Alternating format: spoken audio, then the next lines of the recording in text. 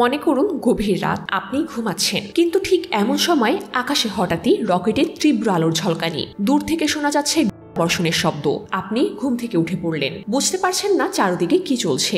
Social media ও টেলিভিশনের মাধ্যমে জানতে পারলেন বিশাল এক জড়িয়ে পড়েছে পুরো বিশ্ব। পরাশক্তিরা মুখোমুখি, তৃতীয় বিশ্ব শুরু হয়ে গেছে। আর এই ঠিক মাঝখানে দাঁড়িয়ে রয়েছে বাংলাদেশ, একটি ক্ষুদ্র কিন্তু ঘনবসতিপূর্ণ দেশ। সামনে পিছনে ধ্বংস। প্রশ্ন একটাই, বাংলাদেশ কি করবে তখন? বাংলাদেশের সামরিক বাস্তবতা, এই দেশের সেনাবাহিনী সাহসী, কিন্তু তারা পারমাণবিক যুদ্ধের জন্য প্রস্তুত নয়। নৌবাহিনী আছে, কিন্তু গভীর সমুদ্রে লড়াই করার মতো কোনো সক্ষমতা নেই। বিমান বাহিনী আছে, কিন্তু রাশিয়ার পঞ্চম প্রজন্মের ফাইটার জেট বা মার্কিন স্টেলথ বিমানের সামনে তারা নিষ্প্রভ।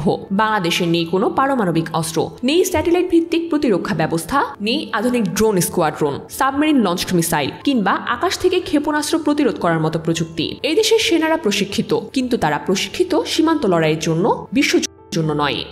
শুরু হলে প্রথম আঘাতটা কোথায় হতে পারে? প্রথমেই ভেঙে পড়বে চট্টগ্রাম ও মংলা বন্দর, পদ্মা সেতু, রূপপুর পারমাণবিক প্রকল্প, সাবমেরিন কেবল ল্যান্ডিং স্টেশন এবং ঢাকার বিমান ঘাঁটি। যদি বঙ্গবন্ধু স্যাটেলাইট অকার্যকর করে দেয়া হয়, বন্ধ হয়ে যাবে সামরিক কমিউনিকেশন, সংবাদ পরিবহন, এমনকি ব্যাংক সিস্টেমও। এই অবস্থা চললে 7 দিনের মধ্যেই বিদ্যুৎ বিভ্রাট, খাদ্য সংকট, ঔষধের ঘাটতি এবং ছড়িয়ে পড়বে চারদিকে।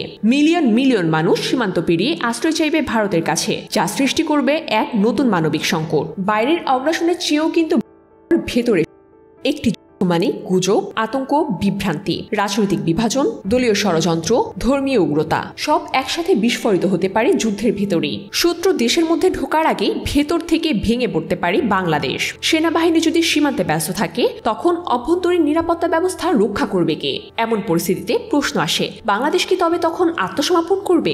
সম্ভবত না, তবে কৌশলগত আত্মসমর্পণ হয়ে যেতেই পারে, যখন কোনো পরাশক্তির পক্ষ নিতে বাধ্য হতে হবে আন্তর্জাতিক চাপে। কিন্তু তখন আর বাংলাদেশ নিজের সিদ্ধান্ত নিজে নিতে পারবে না। দেশ থাকবে, পতাকা থাকবে, স্বাধীনতাও থাকবে, থাকবে না শুধু নিয়ন্ত্রণ। যেমন আফগানিস্তানে একসময় সোভিয়েতের দখলে যায়, কিন্তু সরকার কৌশলগতভাবে টিকে থাকে, কিন্তু ছিল না স্বাধীনতা। কূটনীতি কি বাঁচাতে পারবে?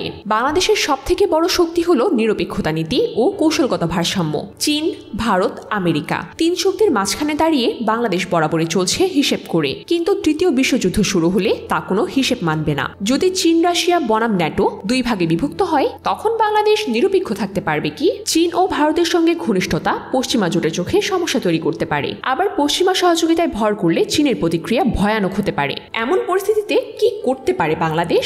যুদ্ধ এড়ানো না গেলেও প্রস্তুতি তো নিতেই পারে। বিশ্বযুদ্ধের ছায়া দেখেই খাদ্য ও জ্বালানির মজুদ বাড়াতে পারে, সাইবার প্রতিরক্ষা ইউনিট গঠন, পরাশক্তির সঙ্গে যোগাযোগ ধরে রাখা, যাতে অন্তত আলোচনায় থাকে বাংলাদেশ। তবুও প্রশ্ন রয়ে যায়, অস্ত্রহীন এই দেশ কি টিকতে পারবে? হয়তো না। হয়তো এই যুদ্ধেই পৃথিবীর মানচিত্র থেকে হারিয়ে যাবে বাংলাদেশের মতো ছোট ছোট দেশগুলো।